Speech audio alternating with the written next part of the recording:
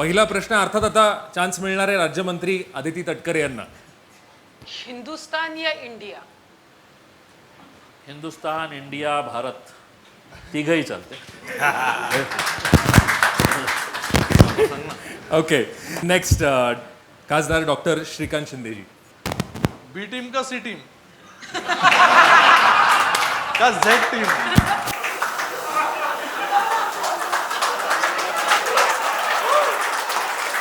ठीक आहे, मला असं वाटतं या प्रश्नामध्ये मी जास्त पडायला नको, पण आपली लोकेशन सध्या आहे 24K क्राफ्ट्स अँड ग्रुव्स. तर A team, B team, C team मला माहित नाही, पण पी टीम म्हणू शकतो आपण इथे या लोकेशनमध्ये. नाही, आमची परिस्थिती खऱ्या अर्थाने सांगू का, एक फिल्म आली होती पती पत्नी और वो,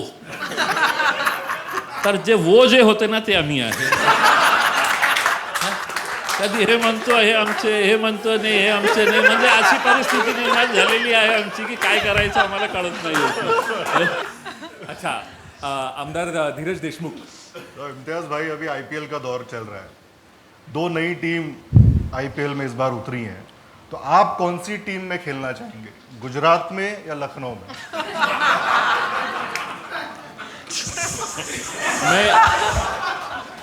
मैं खेलूं ना खेलूं, देखूं ना देखूं, लेकिन गुजरात जीतना नहीं चाहिए करके ये मेरी पूरी कोशिश है. और ये मन से नहीं है, दिल से बोल रहा हूँ मैं. ओके, आता नेक्स्ट मी आमदार परिणय फुके यांना. नाही ते विचारणार नाही आम्ही एकट. चालेल ना भाऊ?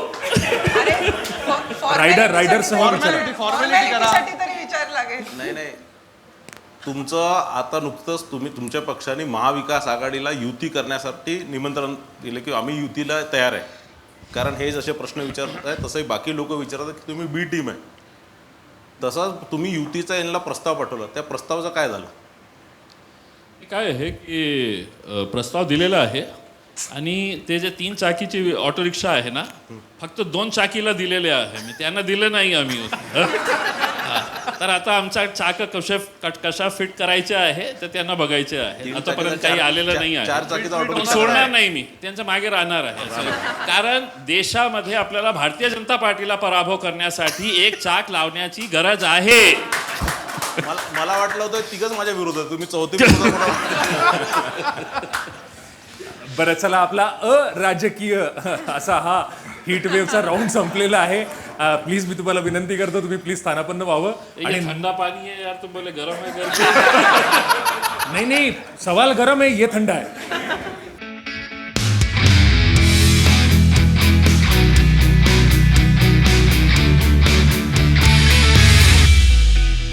सरकारनामा हीट वेव्ह मध्ये पहिल्यांदा राज्यमंत्री अदिती तटकरे रेडी आहेत.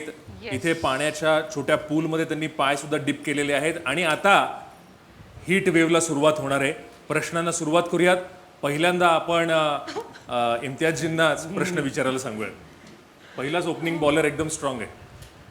आपल्या घरातले किती लोक हे पॉलिटिक्समध्ये मोठे मोठे पोस्ट होल्ड करते? मला इतकं तर माहीत आहे की डॅडी जे आहे लोकसभामध्ये, आपण विधानसभामध्ये, मग बाकीचे जे कार्यकर्ते असते ते फक्त गोट्या खेळण्यासाठी असते. एक तर आम्ही 3 जण पदावर आहोत.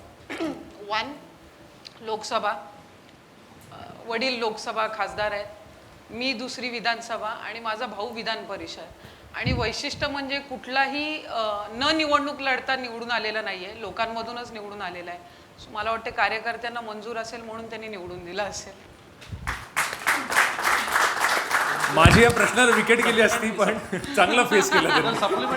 सप्लिमेंटरी अलाउड आहे. मला असं सांगण्यात आलं होतं की open mic challenge, Sarkarnama open mic challenge mostly अराजकीय आहे, पण आता इथे बसून मला असं वाटतं की राजकीय आहे का असा मला प्रश्न पडला. नेक्स्ट आपण जाऊयात प्रश्न. आपण डॉक्टर श्रीकांत शिंदे, खासदार डॉक्टर श्रीकांत शिंदे, तुमचा प्रश्न. आपण आपल्या परिवारामध्ये सगळ्यात लहान आणि खूप कमी वयामध्ये मला वाटतं आपण मंत्री झाला आणि आता वडील लोकसभेमध्ये आहेत. तुम्हाला लोकसभेमध्ये जायला आवडेल का इथेच आवडणार आहे मंत्रीपद भूषवायला? सध्या तर पहिलीच टर्म आहे. वडील 25 वर्ष पहिले आमदारच होते आणि मग ते खासदार झाले. तो होपफुली तसंच रुटीन 25 राहिलं. वर्ष राहणार आहे. म्हणजे म्हणजे म्हणजे आम्ही शिंदे पॅटर्न जे आहे खाली म्हणजे वडील आणि खासदार श्रीकांतजी डॉक्टर, तसं आम्ही इथे उलट पॅटर्न आम्ही सध्या तरी. ओके, नेक्स्ट क्वेश्चन जो आहे तो मी रिक्वेस्ट करतो आमदार धीरज देशमुख यांना. त्यांनी प्रश्न माझा विचारा. प्रश्न विचारायच्या पहिले एक रायडर सांगतो की प्रश्नाचं उत्तर मिळालं पाहिजे आणि जे मी ऑप्शन दिले त्याच्यामध्ये एक चूज करावंच लागेल. ओके, अजित दादा का सुप्रियाताई? फोन अ फ्रेंड आहे का? आता पवार साहेबांचा ऑप्शन नाही आहे. नाही पवार साहेब. मी म्हणलं तुम्हाला रायडर आमचा आहे. अजित दादा की सुप्रियाताई? राज्यात अजितदादा, केंद्रात सुप्रिया. तो ऊपर जाने का तय है. वा, क्या बात आहे. बरं, पुढे नेक्स्ट आमदार परिणय फुके, तुम्ही प्लीज प्रश्न विचारा. नाही, आता राज्यात 2 मंत्रिमंडळ खाली आहे राष्ट्रवादीच्या कोट्यात आणि तुमचं काम बघून मागील 2-2.5 वर्षाचं काम बघून जर तुमच्या पक्षश्रेष्ठींना वाटलं की तुमचं प्रमोशन केलं पाहिजे कॅबिनेट मंत्री म्हणून, तर तुम्ही कोणत्या खात्याचे मंत्री व्हायला, म्हणजे रायडर सोबत आहे माझं, जे धीरजजीने रायडर दिलं, गृह खातं की अल्पसंख्याक खातं, कोणत्याचे कॅबिनेट मंत्री होणं तुम्ही पसंत करणार? मी सध्या तर राज्यमंत्री म्हणून खरं खुश आहे. पहिल्या Rider आहे. टर्म मध्ये राज्यमंत्री मिळणं पण खूप मोठी मला वाटतं मोठी गोष्ट आहे. आणि जी सध्याची परिस्थिती आहे महाविकास आघाडीचं सरकार, त्यामुळे 25 वर्ष आणखीन हे सरकार टिकायला काय हरकत नाही. त्यामुळे पुढच्या टर्म मध्ये कॅबिनेट मिळालं तर. ओके, बरं, आपला हीट वेव्ह मध्ये चांगला सामना केला. पहिलाच प्रश्न फारच गंभीर होता, त्याला छान उत्तर दिलं तुम्ही. थँक्यू व्हेरी मच या हीट वेव्हचा सामना केल्याबद्दल.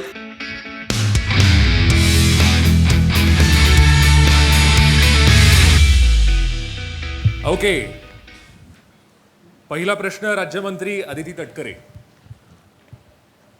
विलासराव देशमुख साहेब यांची एक कुठली अशी क्वालिटी होती की तुम्हाला वाटतं की ती तुम्ही कधीच स्वतः आत्मसात करू शकणार नाही, म्हणजे स्वतःमध्ये ती कधी डेव्हलप करू शकणार नाही, अशी एक कुठली डिफिकल्ट क्वालिटी, आणि एक कुठली अशी क्वालिटी आहे की ती राजकारणात येताना पहिलीच तुम्ही त्यांच्याकडून स्वतःमध्ये डेव्हलप करण्याचा प्रयत्न केला? सर्वात अवघड त्यांचा जो स्वभाव होता, शांत, संयमी, राग न येणं, हे मला वाटत नाही की आजच्या पिढीला किंवा कुणालाही ते सहज जमेल, ज्या पद्धतीचं राजकारण आज आपण सगळे बघतो.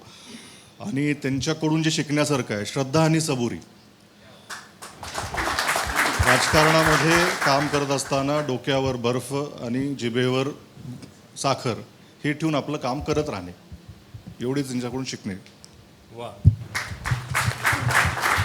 खासदार इम्तियाज. एक ॲक्ट्रेस होती जिनिलिया डिसूजा, ती वहिनी. नाही, ती ॲक्ट्रेस म्हणून चांगली होती की तुमच्या भावाची बायको म्हणून ती माझी चांगली वहिनी म्हणून ती सर्वात चांगली आहे? नेक्स्ट क्वेश्चन खासदार डॉक्टर श्रीकांत शिंदेजी. मला वाटतं आपल्या परिवारामध्ये खूप मोठा राजकीय वारसा आहे आणि अशा ह्या परिस्थितीमध्ये अमित देशमुख म्हणजे विलासराव देशमुखांनंतर खूप मोठी जबाबदारी त्यांच्यावरती, आणि त्याचबरोबर दुसरीकडे तुमचा भाऊ सुपरस्टार रितेश, अशा या दोघांच्या मध्ये आपण तिसरे आहात आणि आपल्यालाही स्वतःची एक वेगळी ओळख, स्वातंत्र्य ओळख जी आहे ती बनवण्यासाठी आपण आपला मार्ग जो तो कशा प्रकारे प्रशस्त केला? राजकारणात यायचा तसा विचार लहानपणापासून कधी माझ्या डोक्यात नव्हता. व्यवसाय करणं, आपल्या भागात काम करणं हा एक विचार होता. राजकारणाची ओढ किंवा राजकीय क्षेत्रामध्ये लोकांच्या स्वीकारल्यामुळं मला ओढण्यात आलं आणि लोकांनी एक प्रतिसाद दिला की तुम्ही काहीतरी करू शकता, आम्ही तुमच्यामध्ये देखील एक क्षमता पाहतो. आणि मग एखाद्या वेळेस जी आपल्याकडं लोकांमध्ये जी आपल्याला वाटतं की आपल्यामध्ये जे पोटेन्शियल लोक बघतायत त्याला एकदा टेस्ट करून बघावं, आणि म्हणून हा प्रवास सुरू झाला आणि स्वतः आत्तापर्यंत बरं चाललंय असं म्हणावं लागेल. आमदार परिणय फुके.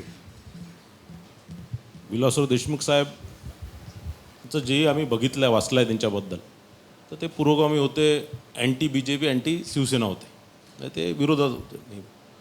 आज जर विलासराव देशमुख साहेब असले असते तर ही महाविकास आघाडी अस्तित्वात आली असती काय? 100% आली असती, त्याच्यामध्ये दुमत नाही. किंबहुना एखाद्या वेळेस ते असते तर आम्हाला असं कधी कधी वाटतं की आघाडीचीच आली असती. सेनेची गरज पडली नाही. Thank you very much, thank you very much. Heat वेव्हचा सामना खूप उत्कृष्टरित्या केलेला आहे.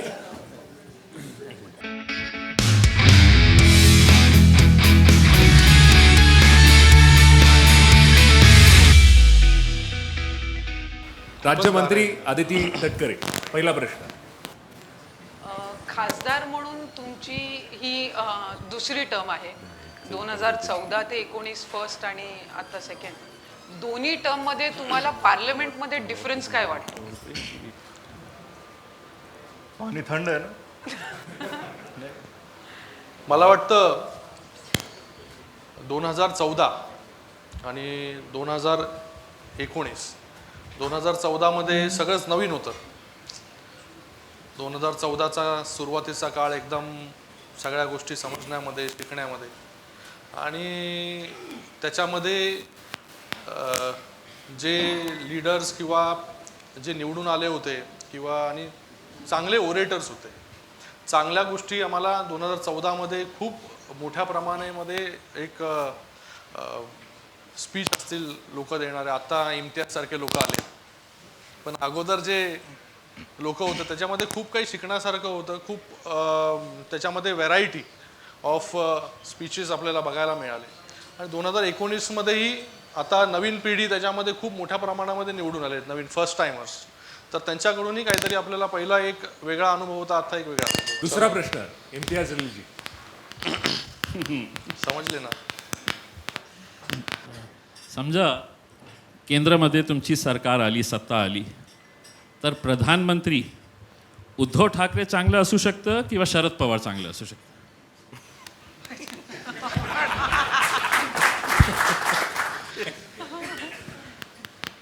जेव्हा सरकार येईल तेव्हा आली, ऑफकोर्स समजा आली आली, नाव द्या एक. Of course Uddhav Thackeray saheb. Okay, nice question. Next question. Next मी रिक्वेस्ट करतो आमदार धीरज देशमुख यांना. आता हे राजकीय प्रश्न बरेच झाले, तुम्हाला साधा सोपा प्रश्न आहे. तुमची आवडती हिरोईन कोण?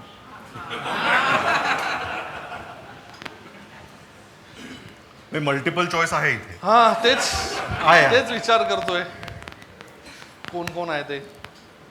कुछ नाम मैं बोल दूं? असं मल्टिपल्स आहेत. नाही, नाही, पण द्या ना, म्हणजे ऑडियन्सला आपल्या चॉईस बद्दल थोडंफार कळेल. हे ओपन माईक आहे, हीट वेव्ह त्यावेळेस काय आहे. माहिती का, सेफ उत्तर देऊ शकता तुम्ही. दिवंगत कोणाचं तरी नाव सांगा. आता मी तुम्हाला विनंती करतो की तुम्ही नेक्स्ट प्रश्न विचारा. मला 2 विचारायचे होते, पण एकच विचारू, 2 विचारू? मला त्यांनी पास केल्यामुळे तुम्ही 2 घेऊ शकता. नाही, एकच विचारा, एकच. Will be तुम्ही fair. एक मेडिकल हेल्प सेंटर तुम्ही चालू केलेलं आहे, ते तुम्ही पूर्ण संपूर्ण महाराष्ट्र, कारण 2014 ते 19 माननीय देवेंद्रजी फडणवीसांचं एक CM रिलीफ फंड होतं, ते चांगल्याने काम केलं. तसंच काम तुम्ही तुमच्या ठाण्या मतदारसंघात करतात आहे, तसं काम तुम्ही महाराष्ट्रात करणार काय? नक्कीच. आता वैद्यकीय मदत कक्षाच्या माध्यमाने आम्ही जे काम करतोय फक्त ठाणे जिल्ह्यामध्ये नाही आहे. आपल्याला माहिती असेल की आज 24 जिल्ह्यांमध्ये वैद्यकीय मदत कक्ष काम करतोय. आणि वैद्यकीय मदत कक्ष ज्यांनी म्हणजे जो पाहतो सगळं काम, तो मंगेश चिवटे मागेच बसलेला आहे. तर पूर्ण महाराष्ट्रभर आपण काम करतोय. या मोठं काम या वैद्यकीय मदत कक्षाच्या माध्यमाने सुरू झालेलं आहे. 24 जिल्ह्यांमध्ये जे व्हॉलेंटियर्स काम करतात ते कुठेही एकही रुपये आमच्याकडून घेत नाही, स्वयंस्फूर्तीने ते काम करतात. आणि मला वाटतं हा जो पॅटर्न आहे सगळ्याच पक्षांनी जर अवलंबला तर मला वाटतं खूप मोठ्या प्रमाणामध्ये वैद्यकीय क्रांती घडू शकते. दुसरं विचारू काय? दुसरा नको दुसरा, मग सगळ्यांना मला एक एक द्यावं लागेल. नाही यांचा बरं, पास झाला ना. पास झाला म्हणून चला बरं ठीक आहे. ओके हां. महाविकास आघाडी सरकारमध्ये तुम्ही कोणाच्या कामावर समाधानी आहे, मुख्यमंत्री की अर्बन डेव्हलपमेंट मिनिस्टर, कोणाचं काम चांगलं आहे? मला वाटतं या राज्याचं नेतृत्व करणारे उद्धवजी ठाकरे साहेब आज ते मुख्यमंत्री म्हणून आहेत आणि त्यांच्या नेतृत्वाखाली अर्बन डेव्हलपमेंट मिनिस्टर एकनाथजी शिंदे साहेब काम करत आहेत. त्यांच्यामुळेच आज ते अर्बन डेव्हलपमेंट मिनिस्टर आहेत आणि त्यांचं डिपार्टमेंटचं काम जसं मुख्यमंत्री पूर्ण राज्याचा गाडा आखतायत, त्यांच्याचबरोबर अर्बन डेव्हलपमेंट मिनिस्टर जे आहेत ते या पूर्ण महाराष्ट्रामध्ये चांगल्या प्रकारे काम करत आहेत. Thank you very much. मी रिक्वेस्ट करतो की प्लीज तुम्ही स्थानापन्न व्हावं.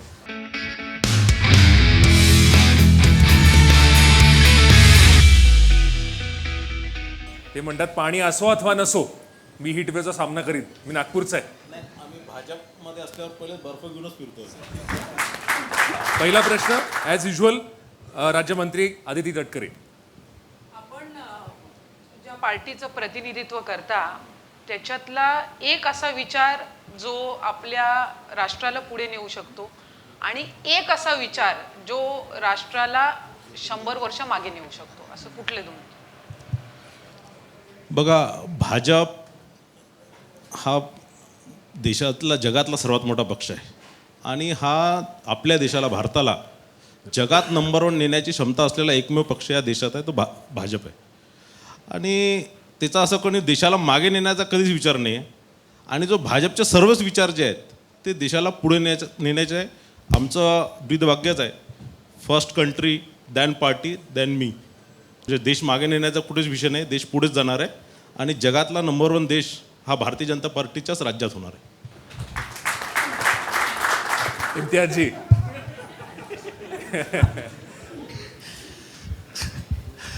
लोकसभेमध्ये जेव्हा मी आपले 300पेक्षा जास्त खासदारांना ऐकतो तर असा एक भरम तयार करण्यात येतं की 2014 पूर्वी या देशामध्ये काही नाही होतं. 2014च्या नंतरच सगळं आलेलं आहे. म्हणजे आम्हाला हे वाट बघायची आहे की जे खासदार करोनाच्या बाबतीत काय काय बोलत होतो, काय कसलीही फेलियर ते दाखवत नाही. म्हणजे ऐसा भी वक्त आएगा क्या कि आप बोलने लगेंगे कि ये जो चांद उग रहा है और सूरज जो डूब रहा है वो भी मोदी जी की वजह से ही हो रहा है करके, हवा भी चल रही है तो मोदी जी की वजह से. ऐसा हो सकता है, आपको लगता है? क्योंकि जिस तरह से भक्ति की चरम सीमा पे आप लोग चले जाते हैं तो आएगा वो दिन.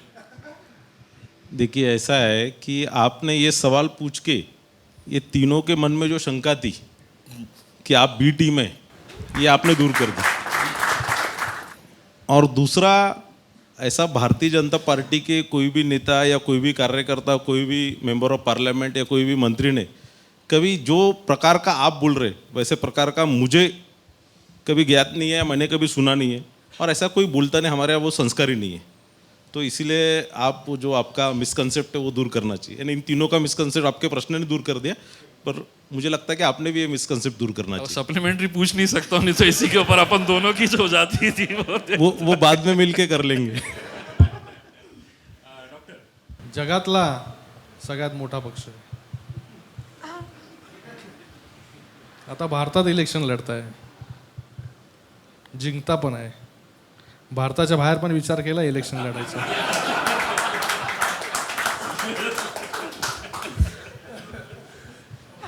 आणि अजून एक आहे, एक सप्लिमेंटरी अजून विचारतो. नाही. मगाशी त्यांनी 2 विचारले. नाही, ते पास झालं होतं म्हणून. जगातला ताकदवर पक्ष आहे, सगळ्या गोष्टी झाल्या आहेत, सगळं मान्य आहे. अच्छे दिन येणार कधी?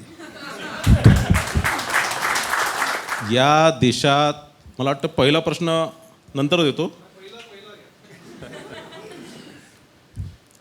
असं आहे की मोदीजींच्या नेतृत्वात ज्या प्रकारे आपला देश प्रगती करतोय, एक दिवस निश्चित इतकी ताकद होणार आपल्या देशाची, या भारताची इतकी ताकद होणार की जगातल्या कोणत्याही निवडणुका ते प्रभावित करू शकणार, हे तुम्हाला सांगतो. आणि आपण मागच्या वेळेस बघितलं की ट्रम्प आपल्या मदतीसाठी इथे आपल्या देशात आले होते, मोदीजींच्या मदतीसाठी.